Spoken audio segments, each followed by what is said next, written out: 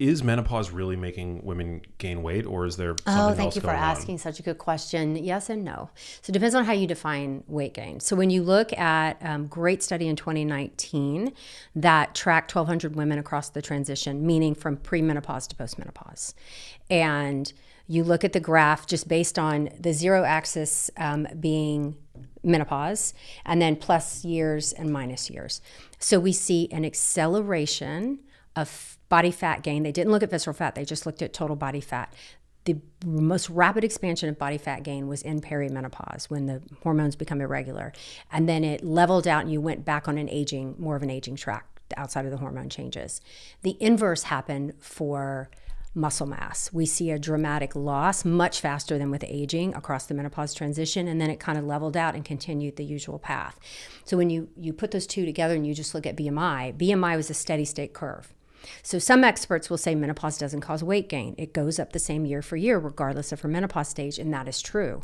But what you're not looking at is body composition changes. Got it. So what we're seeing is much more muscle loss, much more fat gain with a steady state weight gain through the transition. It's not inevitable. Definitely there's stuff we can do about it. But if you stay on the prescribed course of what most people do in America, most women do, that is going to be your path. Well, I love that you said it's not inevitable. Is this shift in body composition due to like the changing hormonal milieu? Yeah, or so is it due to the fact they've that broken it down to like the basic biochemistry, but the muscle loss, so testosterone, just like in a man, decreases linearly with age at a slow kind of decline. And we peak at about 30, you guys peak at like 19 or 20.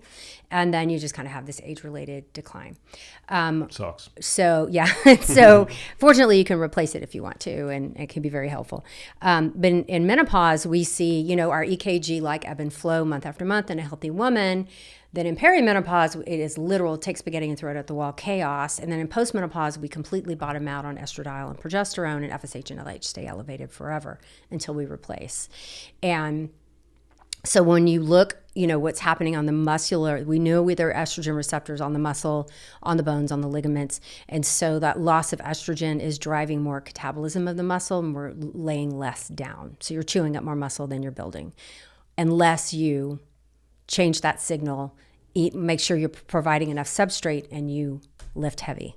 So the women who are doing that are seeing much more attenuated muscle loss and even gain, through the menopause transition. Most women don't do that. Most women are focused on staying thin. They see the belly fat coming, the scales going up, they immediately calorically restrict, and they start doing more cardio, which is what we've all been taught, right? So they're doing exactly the opposite of what they should be doing to reverse that body composition change. Well, earlier in the conversation, you said that rather than striving towards thinness, you should have been thinking about getting bigger. Getting jacked. Yeah, but that's like that's hard for a 56-year-old woman to say. No, I love that you said that, though. I'm like, I should have been getting jacked. But no, I was trying to be skinny and cute in a bikini, so. But you can be both. Mm-hmm. Can you not be? You absolutely can do both. So my daughters are 21 and 24, and I've really tried to instill in them, strong over skinny, nutrition over calories. Like, this is the way. My oldest is in medical school now, and she has an undergrad in nutrition science. So she almost got her RD, but then got accepted to med school first, so she went that path. And my youngest is more PR and marketing and has that more creative brain. But both of them are. I think the younger one is still a little prone to falling into the thin, being cute. But my oldest one is just so body positive and just embraces all shapes and what that really looks like in health. And I think it's because of her nutrition background. Yeah, nutrition is so crucial, but it's we've got to shift the narrative. And I think things are starting to change. I think, women have embraced resistance training. They're getting there. The problem is no one knows how. And so you'll see me teaming up. Weighted vest is a great hack, and there's decent studies in menopausal and in the elderly women to show improvements in balance and in strength and in osteoporosis measurements. So when they go into for their bone densities, they saw improvements by using a weighted vest. By using a weighted vest. So when they exercise, so I tell my patients and my followers, you'll see me always on my treadmill. I'll do a lot of filming and on my Zoom calls with my weighted vest on my treadmill while I'm working. And I have a girlfriend group at home and Galveston, we have a long seawall because we're on the water, and you'll see us all walking with our weighted vest. And now it's become a thing in Galveston where everyone's like, hey, on the seawall with their weighted vest, So it's a really easy hack if you're going to be walking anyway, walking the dog, doing housework. I'm like, throw on a weighted vest. The body responds to all resistance. And this is only going to be helpful. It's not going to be harmful. Where do you find those? Like Amazon or? So I got my first one from Amazon, and it works fine. It comes in multiple sizes. You can find some where you can replace. I even had a great conversation with the Go Ruck people, but theirs is more of a backpack situation. And the studies were done with the vest where the weight is more evenly distributed. So I can, confidently say, I can't say the Ruck vest is not going to be helpful, but I feel more confident with the vest situation because that's where the studies were done with vest, not the backpack. I feel like, the bros. And they're cuter. Yeah, that's what I was literally just going to say. That the bros love rucking, but they're not like the weighted vest typically used by Thomas DeLauer and those kinds of guys are not cute. So it's, and it's a comfort thing. So I'm actually talking to a company about developing one that's more generous to females because women with larger breasts and chest are struggling with the vest because they feel tight. And so making one that kind of has an opening to accommodate, things where we're different than the male anatomy. That makes perfect sense. That doesn't currently exist. Well, we're working on it. Wow. Amazing. Talk to me about mental health.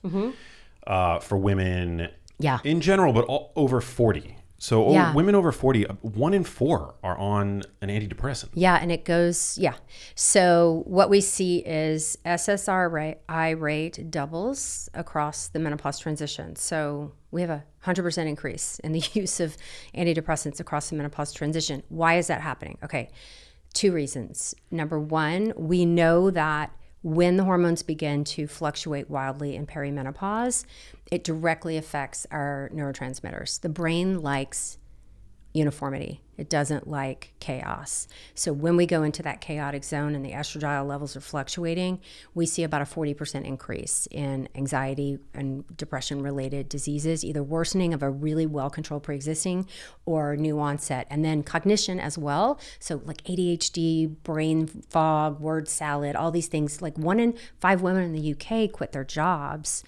And this is when we're supposed to be leaning in, sharing wisdom. Like, the kids are grown, everybody's out of the house, we're doing our thing now, and they're struggling. I've seen people in really, every job is important, but, doctors, lawyers who are like, I don't think I can safely do my job anymore because I can't remember. And it's purely hormone-related brain fog. So we see the antidepressant use. So doctors didn't know, weren't trained, still aren't trained, and this is a problem in how we educate our clinicians, how to recognize that menopause affects every organ system of our body, especially the brain.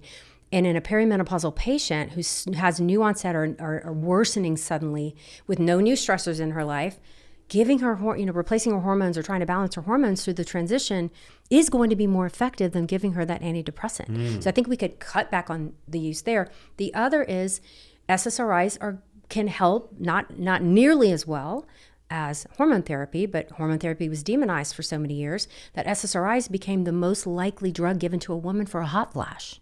SSRIs? Yes. That's surprising. Yeah, it has an indication. So interesting. I wonder what the mechanism there might be. Stabilizing the hypothalamus, for whatever reason.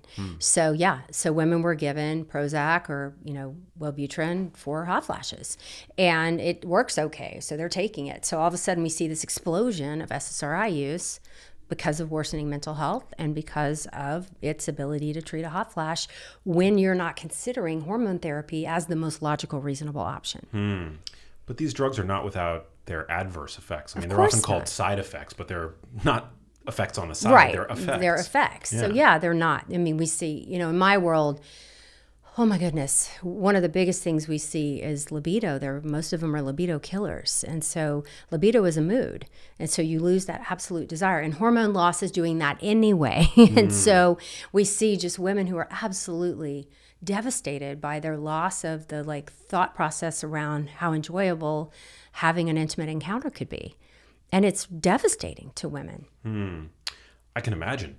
So would you say that it's reasonable to assert that we have a we very likely have an overprescription problem with regards to these antidepressants. At least, and this is my world and my expertise, I think it's become instead of, that clinicians are not being trained to consider hormone therapy as the absolutely reasonable and safe option that it could be. And so they're trying to help the patient, and they see this indication for hot flashes and for mental health changes. Okay, here, take this. When the data coming out of Australia right now is very clear that a perimenopausal patient will do better by giving her hormones than she would with an SSRI, and that should be first-line therapy, not in postmenopause, but in perimenopause. Hey, if you like that video, you need to check out this one here, and I'll see you there.